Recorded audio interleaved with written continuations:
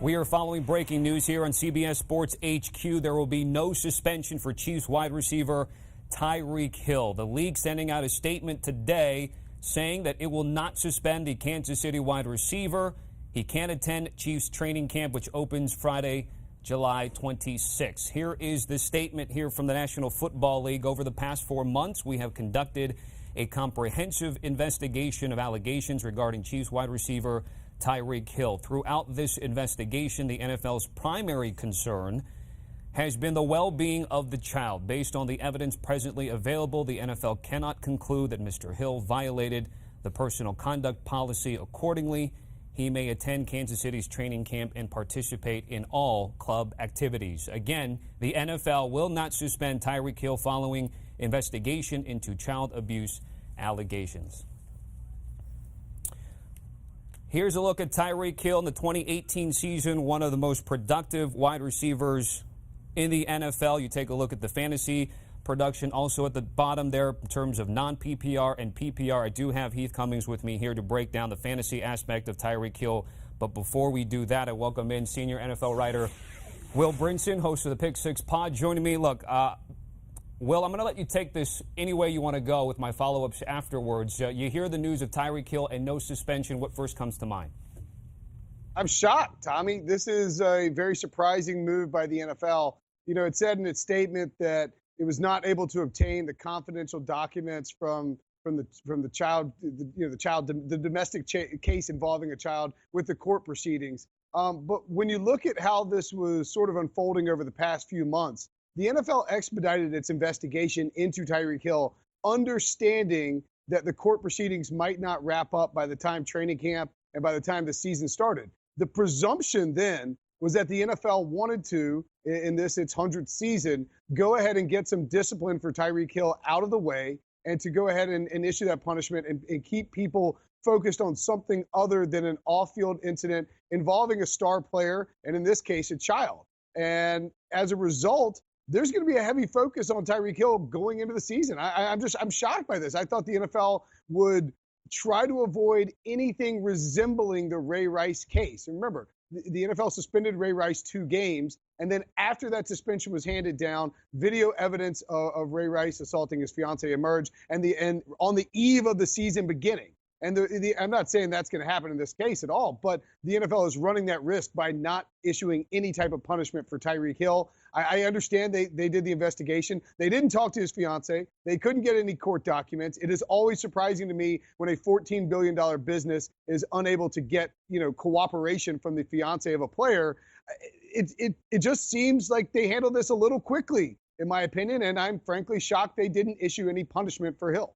No discipline in terms of the suspension, no fine as well. You referenced part of the statement, which, by the way, I only read sort of a small portion of it. I highlighted it here. It said local law enforcement authorities have publicly advised that the available evidence does not permit them to determine who caused the child's injury. So we've had a situation here where the DA's office looked into it, didn't press charges. Then you hear the audio tapes. Then they reinvestigate, again, don't move forward. What does this, again, all tell you about what's happening right now with the NFL in this particular situation and how it might affect other ones moving forward?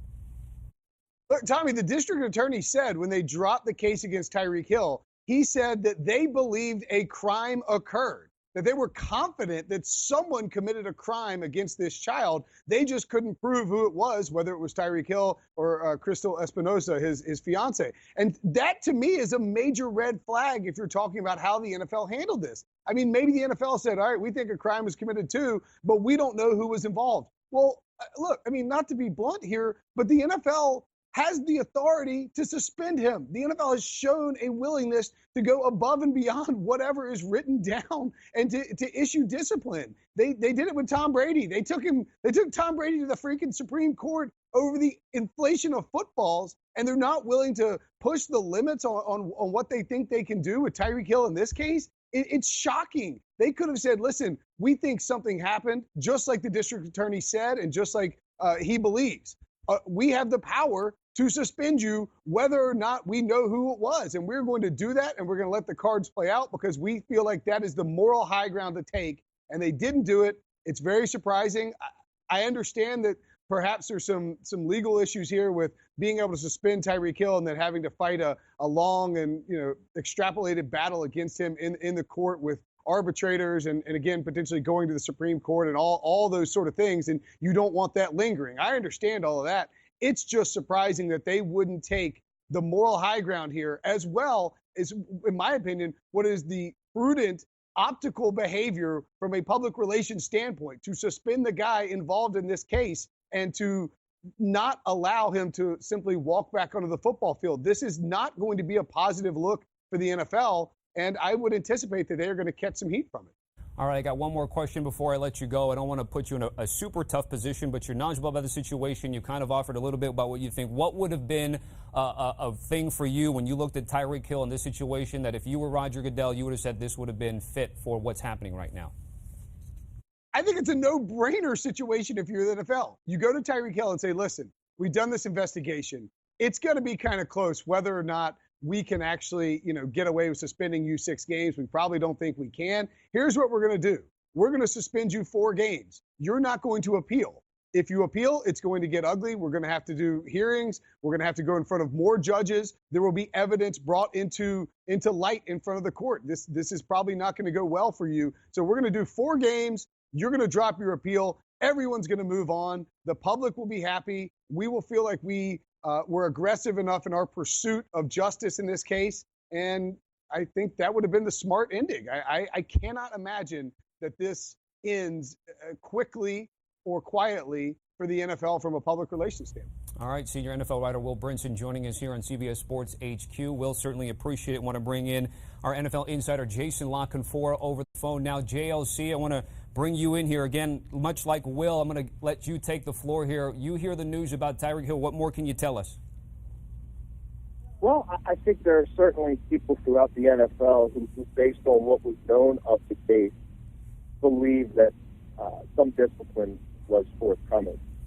I think it was generally assumed. Now, it doesn't mean that those assumptions were going to be correct. And again, it was based on what was available, and even in some cases, what maybe wasn't fact, or what was reported, or what things that we heard. But did we hear the full context of everything else that may have been on this tape, or that tape, or this recording? So I think there certainly had been a sense in the NFL zeitgeist that the league was going to come down with some punishment. But because of the nature of this case and the sensitivity of it, and we're talking about child abuse allegations, and we're talking about the investigation of that, and we're talking about situations where a child is taken out of custody. There's obviously a lot of privacy matters and a lot of evidence that was not available to anyone at the time, and some of it will probably never be released. And so the NFL, as it investigates this issue, like it would any other sort of allegation of off-field misbehavior, is going to come down in the end and make a ruling based on what they feel is fit by what is available to them. And obviously, in this case, they feel like Tyreek Hill should not be reprimanded, should not be disciplined, even knowing that there was this threat made that we heard on the tape. How much more tape does the NFL have? Everything that was at their disposal, will they ever tell us everything that they know or don't know? I'm not sure how much of that will come out, but I definitely think it's fair to say that based on what the public and the football people around the NFL had heard of this case, there was an expectation that something was coming, even within that chief front office.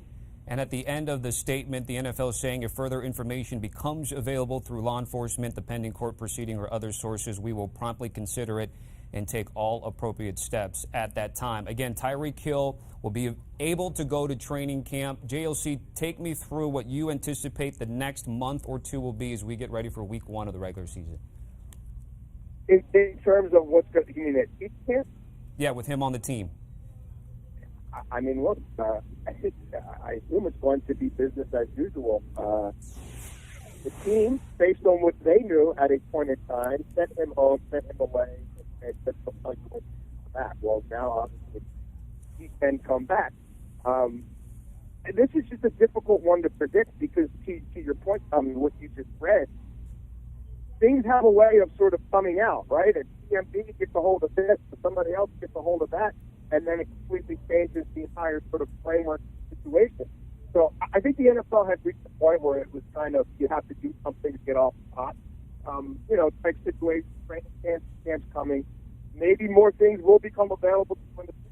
Maybe you will get some hands-on content. Maybe there will be some other evidence that comes forth. But you're going to have to make some determination on this player's availability based on what's known in this very moment right now. And so they've done that, but I think they have left a rather large caveat out there. But in the meantime, if you're the Kansas City Chiefs, I mean, you have a conversation with them. I don't think it's fine to reach out to that family and monitor that situation as best they can do it. And look, for me, ultimately, you just hope that child, that youngster, and the kids they have on the way, you just hope that they're in a safe environment one way or the other. With the football part of it, I mean, let's be real. Tyreek Hill is a huge part of that football team, and they're hoping he's a huge part of that football team for every game they play this season. That's our Jason La Canfora, our NFL insider, giving us some insight on the latest on Tyreek Hill and that the league will not suspend the Chiefs wide receiver.